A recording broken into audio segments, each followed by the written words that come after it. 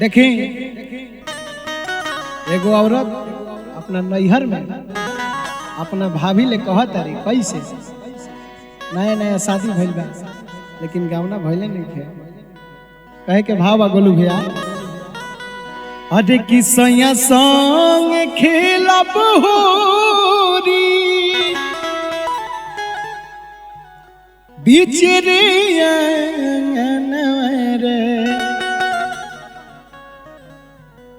सैया संग खेलब होरी बीच रे ए भौजी रे फागुन में कराई दोगा वनवा रे ए भौजी रे फागुन में कराई दोगा वनवा रे सैया संग खेलब होरी सैया संग खेलब होरी बिचरिया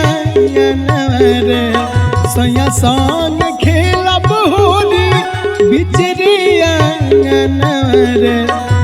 ए भौजी रे फागुन में कराई दोगा वनवा रे ए भौजी रे फागुन में कराई दोगा वनवा रे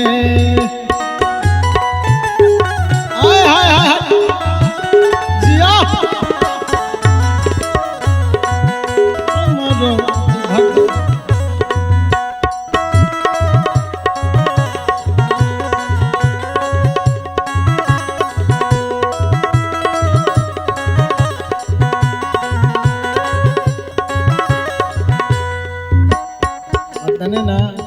अभी कहता ससुर में रही भौजी बहुत आजादिया टोलावा मोहल्लावा के है नदिया ससुर में रही भौजी बहुत आजादिया टोलावा मोहल्लावा के है नदिया छोटा का देवाला छोटा का देवाला के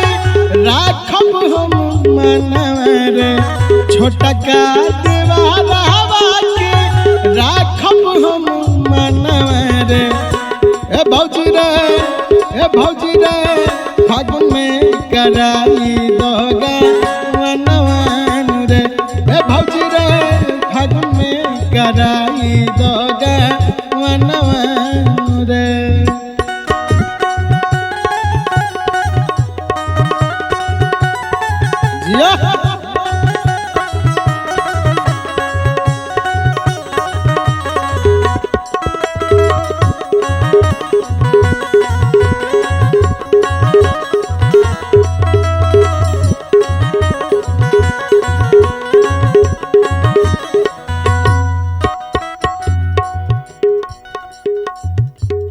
होई सारा पूर हमर साया साड़ी रंग से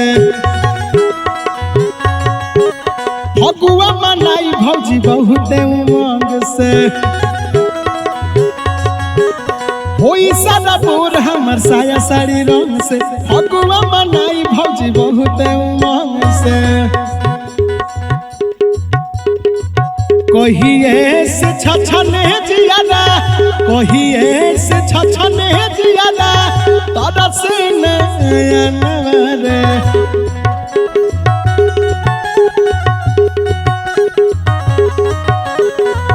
कहिए से छछने जियादा तारा से नयन रे ए भौजी रे फागुन में कराई दोगा वनवान रे ए भौजी रे फागुन में कराई दोगा वनवान रे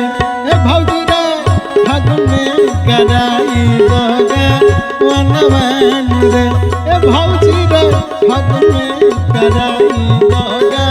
वनवान